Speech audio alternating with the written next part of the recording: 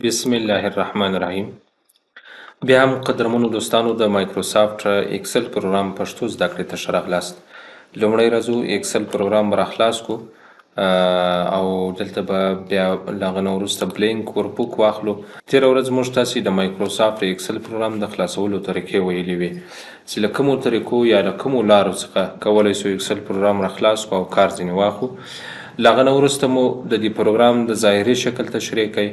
انشاءالله دغونه به څه نه څه ورسره بلد سوي یو. نو نن ورځ راځو په فایل منو باندې شروع کوو چې فایل منو کې کم کارونه ترسره کولی سو. د فایل منو کمانډونه به ووایو. لومړی راځو دلته به یو لیست جوړ کړو، یو ټیبل به جوړ، مثال به لیکو نیم احمد ولی جان دغسې صحیح ده، او دلته به ولیکو جاب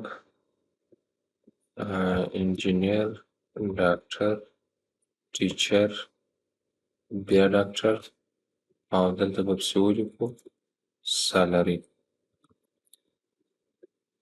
سالري 5,000 او 6,000 دواړه به داسې انتخاب کړو، داسې به یې کښته پسې کش کړو.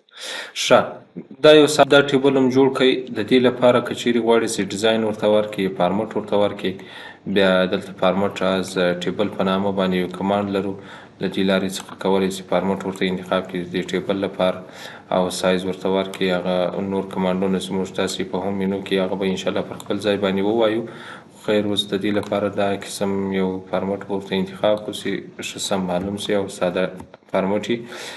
اوس که چیرې غواړئ چې په دې فایل باندې کار وکړئ، چې مثال دا فایل که غواړئ ثبت یې کړئ ثبتولی شئ، که غواړئ چې پرنټ یې کړئ پرنټولی شئ. د فایل منو مربوط کمانډونه وایو. په فایل منو کې اول کمانډ که چیرې راسو فایل منو ته، په فایل منو کې مثال دا فایل که غواړو ثبت یې کړو، لومړی به پر سیو از باندې کار وکړو. دا فایل که غواړئ ثبت یې کړئ، پر سیو باندې کلیک کوو. دا موږ تاسې ته یو بله صفحه راخلاصوي. په دې صفحه کې کولی شئ د دې فایل د ثبتولو لپاره یو لوکیشن، یو موقعیت ورته انتخاب کړئ. مثال په دیس پیسي باندې کلیک کوو یا پر بروس باندې کلیک کوو، بیا لا نه وروسته پر ډیسکټاپ صفحه باندې دا فایل ثبتوو. او په دې کې اوس ګوره دا خپله یو ډایلاګ باکس راخلاصیږي. په دې ډایلاګ باکس کې په فایل نیم کې دا فایل خپله اتومات د بوک نوم اخیستلی ده.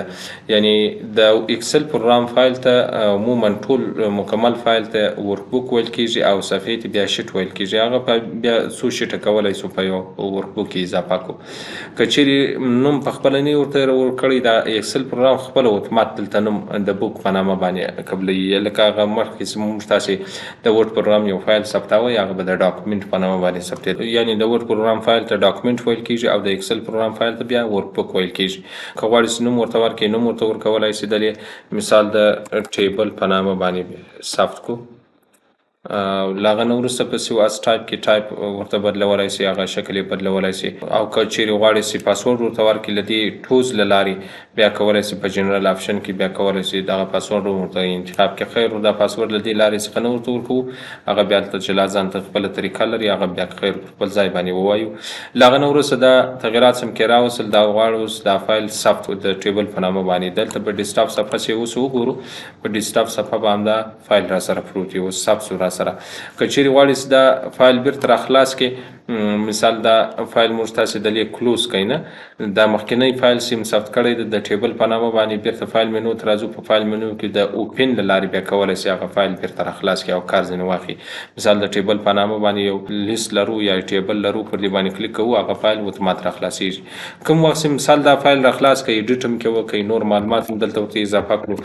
دا اضافه معلومات که چیرې غواړئ چې په دې فایل کې ثبت کړئ، په بل نامه باندې په مخکینی فایل کې نه ثبتوو، بیا دلته راځو په فایل منو کې د سیو از څخه کار اخلو. پر سیو از باندې به کلیک کوو، پر ډیسکټاپ صفحه باندې مثال کلیک کوو، دا هم ثبتوو د ټیبل 2 په نامه باندې. له هغه نه وروسته به دا سیو کړو. داسې مې سیو کړئ. اوس مثال دلته دا فایل زه کلوزوم، داسې مې کلوز کړئ. یو ګوره موږ تاسې دلته پر ډیسکټاپ صفحه باندې ټیبل په نامه یو فایل لرو، او بل ته ټیبل 2 په نامه ده.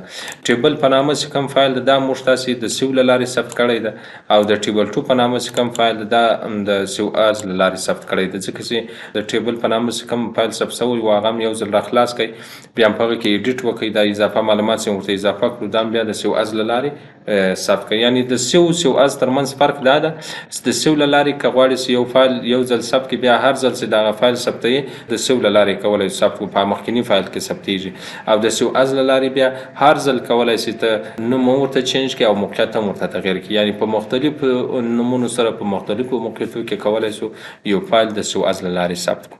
بل هم د کچېرې هم تراسو په هم باندې کلیک وکړو په دې کې یعنې که غواړې چې بیرته دوباره نوی ورکبوک واخلي بیا پر بلینک ورکبوک باندې کلیک کوو. که غواړې چې له ټمپلیټ څخه یا له ډیزاین سوي یا له کور سوي صفحو څخه کار واخلي بیا له دې ټمپلیټ څخه هم کار اخیستلی شي. مثال په دې باندې یو قسم ډیزاین مې انتخاب کړئ، په هغه باندې کلیک کوو او خپله اتومات صفحې ته اضافه کېږي، بیا په صفحه کې کولی شو په خپله ایډیټ کې وکړو. او که چیرې ریسنټ ته راسو په ریسنټ کې بیا دلته موږ تاسې هغه فایلونه ثبت کړي مې پر ډیسکټاپ صفحه باندې یا مثال بل ځای ثبتې او یو ځل مې استفاده ځینې کړي را خلاص کړي بیا هغه بیا دلته ټول په دې لیست کې راته ځای په ځای کېږي. کولی شو له دې لارې څخه بیرته هغه فایلونه را خلاص کړو یا کار ځینې واخلو. بل نیو په نامه یو کمانډ ده، که چیرې نیو ته راسو د دې لارې څخه هم کولی شي یو نوې صفحه را خلاصې کړي. نوې صفحه کې بیا بلینک ورکبوک غواړي، یو بل ټمپلیټ غواړي، له انټرنیټ څخه یې ډاونلوډوي. که چیرې غواړي چې له انټرنیټ څخه یو ټمپلیټ ډاونلوډ کړي، که چیرې انټرنیټ دا کار در سره وکړي کولی شي دلته کار ځینې واخلي. مثال چارټ دې په کار وي، لیست دې په کار وي، پرسونل په نامه باندې بزنس په نامه باندې یو کارت جوړول غواړي نه مثال په دې بزنس باندې کلیک کوو، هلته خپل اتومات انټرنیټ که چیرې کار در سره کوي له انټرنیټ څخه کولی شي دا د بزنس په نامه باندې چې کوم کور سوي یا ټمپلیټ جوړې سوي صفحې دي هغه کولی شي راواخلي او کار ځینې واخلي. هر کم قسم ډیزاین چې دی په کار پر هغه باندې کلیک کوو او هغه بیا پر کریټ باندې کلیک کوو، په داسې هم کریټ کوي هغه خپل اتومات ډاونلوډېږي او داسې ډاونلوډ شي بیا صفحې ته اضافه کېږي. بیا په صفحه کې بیا کولی شي په خپله خوښه باندې ایډیټ کې وکړي، تغیرات کې راولي، مثال نومونه ورته چینجولی شي، کوم ویډیو یا فارمولا وشی شي هغه بیا کولی شي په همدې شکل باندې ایډیټ کړي یا تغیرات کې راولي. بل په فایل مینو کې د اوپن په نامه کمانډ کوم وایي انشاءالله مشکل به نه وي. اوپن مخکینی فایل را خلاصول، که غواړې چې له مخکینیو فایلونو څخه کار واخلي یا موږ تاسو ثبت کړي پر ډیسکټاپ صفحه باندې یا بل ځای ثبت کړي بیا له اوپن څخه کار اخلو. بل انفو ته راځو. انفو د انفارمیشن څخه اخیستل سوی ده. که غواړې چې د دې فایل په اړه معلومات انفارمیشن اضافه کړي پراپرټیز ته راځو. په پراپرټیز کې اوس ګوره د دې فایل سایز ناټ سیوډ ایټ یعنې تر اوسه ثبت سوی نه ده. که چیرې دا فایل یو ځل ثبت کړو موږ تاسې مثال د سیو له لارې یې ثبتوو پر ډیسکټاپ صفحه یا بل ځای بیا ثبت کړو لیست په نامه باندې نه لیست 1 لیست 2 به ورته ولیکو او دا به سیو کړو. دا سیم ثبت کوي. اوس ګوره دلته انفارمیشن ته راسه. په انفارمیشن کې د په پراپرټیز کې بیا سایز هم راته ښیي او ټایټل عنوان هم کولی شي د دې ورته اضافه کړي. ټاګز کومه موضوع چې ډېره کې تشریح سوي وي هغه کولی شي مثال ورته ولیکي. کټګوري د چی څه مربوط یې کوم بخش د هر بخش څه مربوط یې هغه بخش کولی شي د دې ورته ولیکي.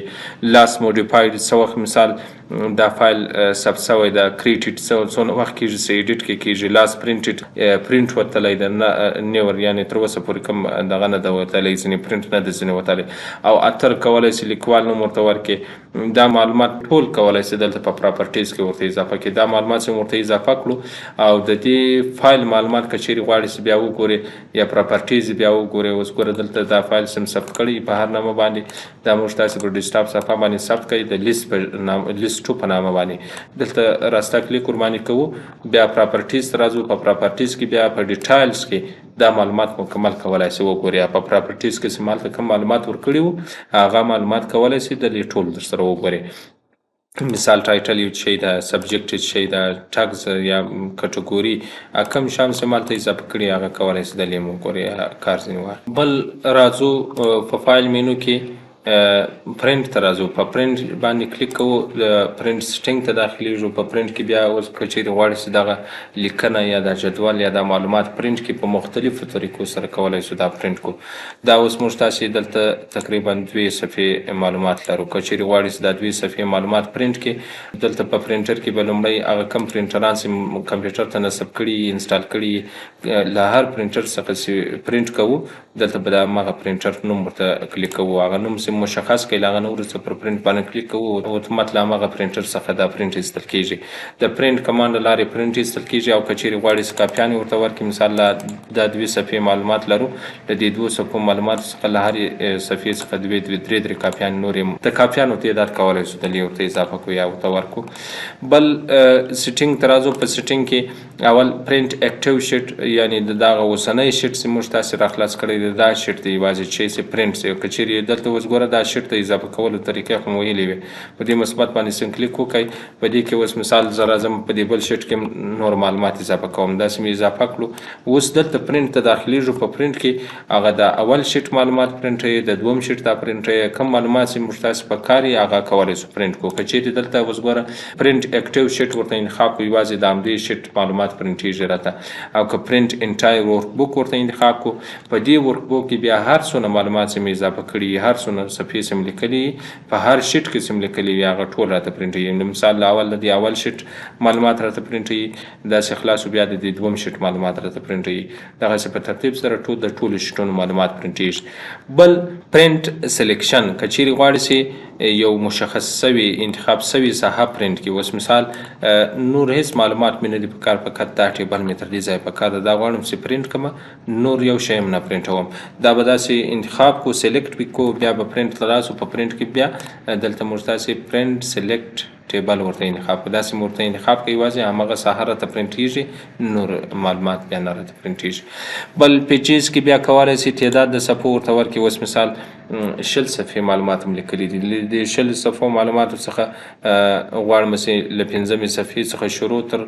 10مې صفحې پورې دا معلومات پرنټ کړم نور معلومات مې نه دي په کار هغه بیا نه پرنټوم هغه بیا دلته کولی شو د صفحو تعداد ورته ورکړو کولیټډ منظم پرنټ کول او انکولیټډ غیر منظم پرنټ کول دلته اوس ګوره دا کولیټډ څه کار کوي که چیرې کولیټډ ورته انتخاب کړو موږ تاسې دلته 2 صفحې معلومات لرو او له هرې صفحې څخه 4 کاپیانې اخلو بیا له اولې صفحې څخه شروع تر 2مې صفحې څخه پورې یو وارې پرنټ ایستل کېږي بیا له اولې صفحې څخه شروع تر 2مې صفحې پورې بیا پرنټ ایستل کېږي او 4 واره دا پرنټ له اولې څخه شروع تر 2مې صفحې پورې دا 4 واره پرنټ ځکه 4 کاپیانې ورکړي 4 واره پرنټ ایستل کېږي او که چیرې انکولیټډ ورته انتخاب کړو بیا په دې صورت کې بیا غیر منظم پرنټ کېږي یعنی له اولې صفحې څخه 4 کاپیانې ایستل کېږي داسې مکمل سو پرنټ سو بیا له هغه څخه وروسته بیا 2مه صفحه 4 ځله بیا راته پرنټوي او بل په دې کې یو کمانډ د پورټریټ په نامه ده او بل د لینډسکیپ په نامه ده که چیرې غواړئ چې دا معلومات د صفحې په اوږده کې پرنټ شي بیا پورټریټ ورته انتخابوو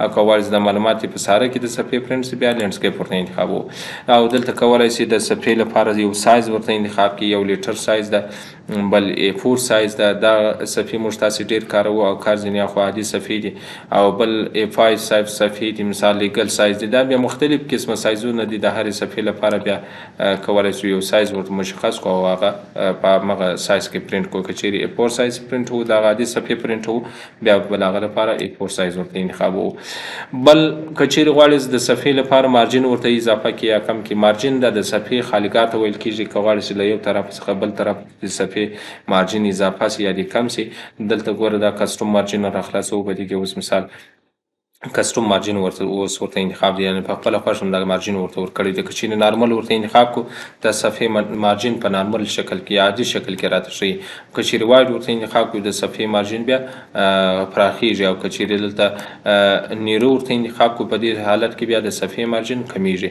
یعنې که غواړئ چې په خپله خوښه باندې صفحې لپاره یو مارجن ورته انتخاب کړي کسټوم مارجن باندې کلیک کوو دلته هم کولی شي مثال ټاپ طرف ته لیفټ طرف ته رایټ طرف ته او بټم طرف ته کولی شي هر طرف ته اندازه ورته ورکړي که چیرې دلته نه وي راځو دلته په دې کمانډ باندې کلیک کوو له دې لارې څخه هم کولی شي د دې صفحې لپاره مارجن ورته اضافه کړي یا کم کړي د نقطو له لارې یعنې ګوره دلته په دې کونجانو کې دا نقطې پاله کېږي د دې نقطو په کشولو سره یو بل طرف ته کولی شي د صفحې لپاره یو مارجن ورته انتخاب کړي هغه بیا دلته د دې کمانډ په کلیک کولو سره کولی شو بل کمانډ د په دې کې فیټ آل کالم آن ون پیج دلته که چیرې دا راخلاص کړو ګوره دلته نو سکیلینګ که چیرې ورته انتخاب کو دا هر لیکنه په خپله صفحه کې پرنټیږي دا بیا د چیز لپاره کاریږي دا که چیرې دلته راولاړ سو یو نوی ورک بک واخلو په دې نوي ورک بک کې اوس مثال راولاړ سوم دلته په ساره باندې مې صفحې ولیکلې لیکنه مې ولیکله نه دلته چې راسمه په پرنټ کې نه په پرنټ کې اوس ګوره دلته تقریبا 9 صفحې لیکنه موږ تاسې لرو. د هره لیکنه په خپله صفحه کې پرنټېږي، ځکه زه دلته نو سکلینګ ورته انتخاب ده. که چیرې موږ تاسې فیټ آل کالم ان ون پیج ورته انتخاب کړو، په کالم باندې په ساره باندې هر څونه لیکنه لیکل سوي هغه ټوله دي موږ وایو یوې صفحې ته سي، په یوه صفحه کې دې پرنټ سي. په دې کې یو بل کمانډ د فیټ آل راز ان ون پیج په نامه ده. دا که چیرې موږ تاسې معلومات په ساره باندې لیکلي، اوس مثال دلته راولاړ شو په ساره باندې معلومات لیکلي دي، څو صفحې معلومات هم لیکلي دي. دا که غواړئ چې د دې ساره ټولې صفحې په یوه صفحه کې پرنټ کې، اوس تقریبا 9 صفحې معلومات لرو، دا هر لیکنه په دې خپله صفحه کې پرنټېږي. دا که چیرې دلته فیټ آل راز ان ون پیج ورته انتخاب کړو، موږ وایو په ساره باندې څونه صفحې لیکل سوي هغه دې ټولې یوې صفحې ته سي، یعنې په یوه صفحه کې دې راته پرنټ سي. او دا بل کمانډ بیا که چیرې فیټ شیټ ان ون پیج ورته انتخاب کړو، دا که په ساره باندې که په اوږده باندې ټولې صفحې یوه شیټ ته راته راولي. اوس مثال په ساره باندې هم معلومات لیکلي دي او په اوږده باندې هم معلومات لیکلي دي. په پرنټ کې چې وګورو، په پرنټ کې تقریبا 14 صفحې معلومات راځي. غواړم چې دا په ساره او په اوږده باندې څه کم معلومات دي دا ټول سره پیټ کړم، یوې صفحې ته راولم او په یوه صفحه کې بیا پرنټ کړو. داسې کمانډ ورته انتخاب کړو، بیا ټول په یوه صفحه کې پرنټېږي. بل شیر د که چیرې غواړئ چې دا معلومات شیر کړئ، د خپلو ملګرو سره پر شیر باندې کلیک کوو، کولی شئ د ایمیل له لارې دا ورسره شیر کړئ، او د ایکسپورټ له لارې بیا کولی شئ دا فایل په پی ډي اف شکل ته واړوئ. پر پی ډي اف باندې کلیک کوو، هغه خپله اتومات د پی ډي اف په شکل کې بیا کولی شئ ثبت کړو، او د سیو از له لارې هم کولی شو دا فایل په پی ډي اف شکل کې ثبت کړو. بل د کلوز په نامه یو کمانډ د که چیرې پر دې باندې کلیک وکړو، کولی شو له دې صفحې څخه ووځو. یو ګوره همدا کلوز د له دې لارې څخه دا فایل که چیرې کلوز کړو، دا یوازې همدغه فایل راته کلوزیږي، هغه صفحه بیا نه بندیږي. یو دا کلوز ده، که چیرې پر دې باندې کلیک وکړو دا بیا مکمل پروګرام راته بندوي، کلوزوي. او دلته بیا کولی شو یوازې همغه خلاص شوی فایل کلوز کړو، نور پروګرام بیا نه بندیږي. کولی شو بیرته د دویم ځل لپاره یو بل فایل هم راخلاص کړو او کار ځینې واخلو. نو دا اوس موږ تاسې د نن ورځې درس د فایل مینو مربوط، سبا بیا که خیر وکړه هم مینو باندې شروع وکړو، په هم مینو باندې به کار وکړو.